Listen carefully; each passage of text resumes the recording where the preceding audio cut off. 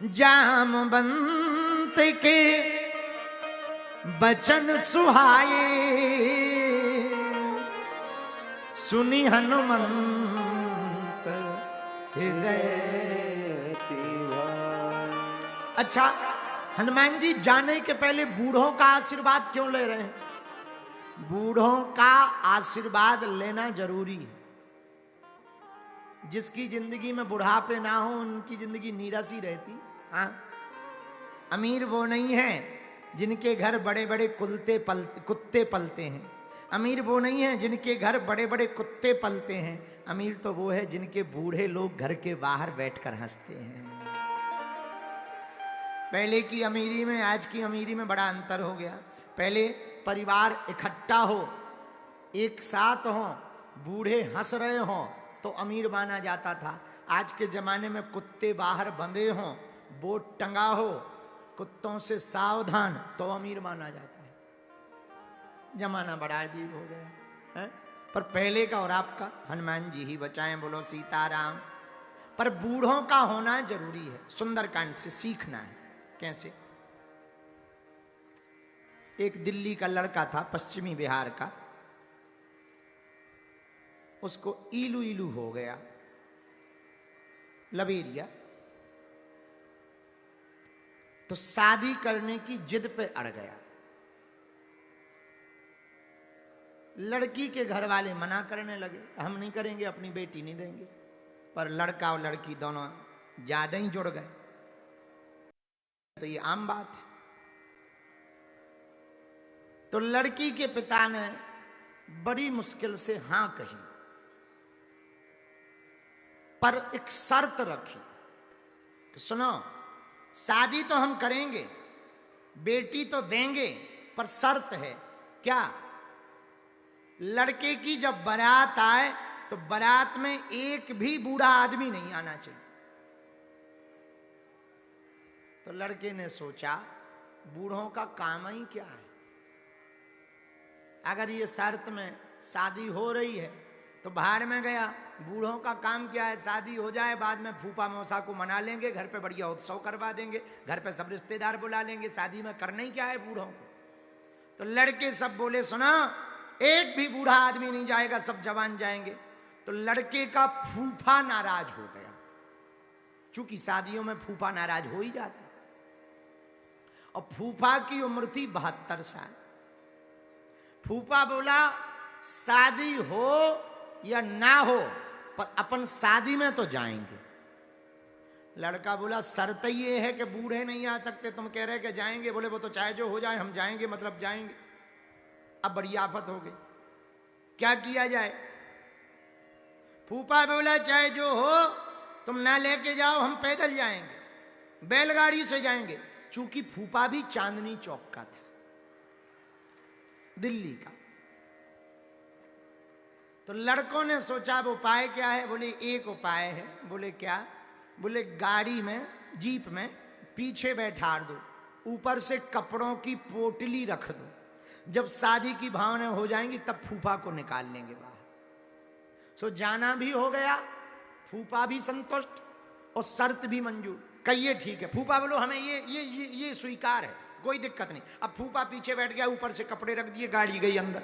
जैसे ही बारात आई पश्चिम बिहार में, जनवासे में रुकी, तो लड़की वाले पिता ने, लड़की के पिता ने फिर से एक मैसेज भेजा संदेश वाहक से कि सुनो, शादी तो हमें करनी है, पर जो पश्चिम बिहार के बाहर से एक नदी बह रही, इसमें अगर पानी की जगह दूध की धार बहवा दें तो शादी होगी।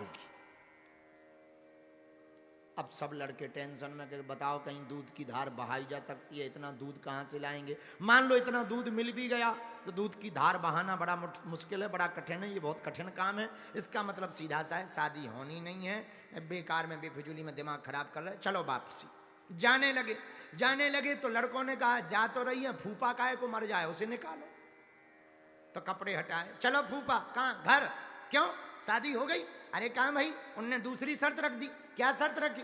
बोले, उन्होंने कहा पश्चिम बिहार के बगल में जो नदी बहती है उसमें पानी की जगह दूध की नदियां बहलवाओ। अब बताओ, कहीं दूध की नहीं नदी बहाई जा सकती?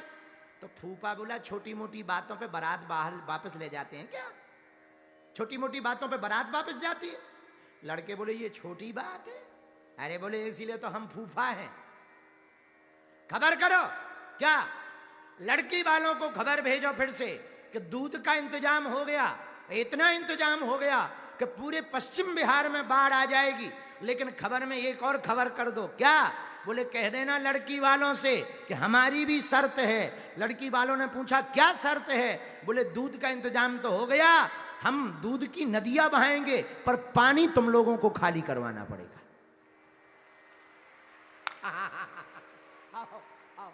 पानी तुम खाली करा दो तो दूध की धार हम बहवा देंगे। खबर आई, जैसे ही लड़की वालों के पास खबर आई कि लड़का कह रहा है कि दूध का इंतजाम हो गया, पानी तुम खाली करा दो, तुरंत लड़की का बाप बोला इधर आओ, देखो जरा बारात में गौर से, कोई बूढ़ा तो नहीं आया है? देखो जरा कोई बूढ़ा तो नहीं आया है। बोले क्यों? बोले ऐसी बुद्धि जवानों में तो हो ही नहीं सकती है, बूढ़ों में ही हो सकती है। यही हनुमान जी का संकेत है। पहली ही चौपाई में जामवंत जी बूढ़े हैं, हनुमान जी जवान हैं। बूढ़ों से सलाह लेकर के हनुमान जी लंका की यात्रा पर जाते हैं। बूढ़ों से सलाह लेकर हनुमान जी सुंदरकांड की यात्रा करते हैं। जामवंत में पूछो तो ही उचित सिखावन दीजो मोही। तो जामवंत जी कहते इतना करूं तात तुम जाई, सीते देख कहां सुध आई। इतना सुनते ही हनुमान जी महाराज जामवंत के वचनों को सुनकर वही चौपाई पूरी हो गई। जामवंत के वचन सुहाए, जामवंत के वचन सुहाए, जामवंत के वचन सुहाए। सुनि हनुमंत हृदय अति भाए, सुनि हनुमंत हृदय निभाए।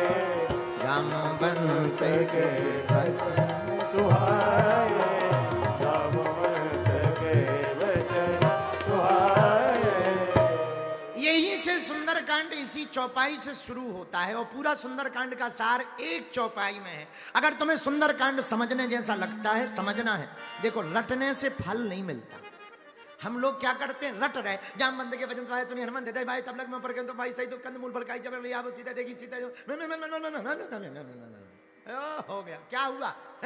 हाँ सुंदरकांड पढ़ लिया हमने, ठटरी के बारे पढ़ लिया है कि एकदम सुपर फास्ट बना दिया, एकदम सुपर फास्ट। और ऐसा सुंदरकांड पढ़ते, हमारे एक पंडित जी हैं, हम उन्हें बहुत अच्छे से जानते। ऐसा सुंदरकांड पढ़ते ढोलक और पंडित जी लगे पन्ना पे पन्ना। जामवंत के वचन सुनिए तब लग में पड़ गए भाई सही तो कंद मूल पर झबल गया, आप सीधा देखी हो काज में हर्ष बिसे की यही कहना है सबन को माता चलो हर्ष जी धरो सिंधु तीर एक भूदर सुंदर कोते कुंज चढ़ो ऊपर। क्या चल रहा है? सुंदरकांड। अरे भैया ये सुपर फास्ट करने से हनुमान जी की कृपा नहीं मिलेगी, फिर पढ़ने भर से काम नहीं होगा, थोड़ा मोड़ा शांति मिल जाएगी। सुंदर कांड को जीवन में उतारने से हनुमान जी की कृपा मिलेगी। बालाजी महाराज के कृपा पात्र बागेश्वर धाम पीठाधीश्वर परम पूज्य धीरेन्द्र कृष्ण शास्त्री जी महाराज का पावन संकल्प। मध्य प्रदेश में छतरपुर के ग्राम गढ़ा में बनेगा विश्व स्तरीय कैंसर अस्पताल एवं रिसर्च सेंटर, जिसकी आधारशिला देश के यशस्वी प्रधानमंत्री नरेंद्र मोदी जी के कर कमलों से रखी जा चुकी है। 200 करोड़ रुपए की लागत वाले 100 बेड के इस अस्पताल में गरीबों का होगा मुफ्त इलाज। ये बहुत बड़ा अवसर है, बहुत बड़ा काम है। संकल्प बड़ा हो, संतों के आशीर्वाद हो, प्रभु की कृपा हो तो समय सीमा में सब पूर्ण होता है। हमारे प्रियजनों, बागेश्वर धाम पूरे भारत के लोगों, अभी तक अस्पतालों में मंदिर थे, अब मंदिर में अस्पताल होगा।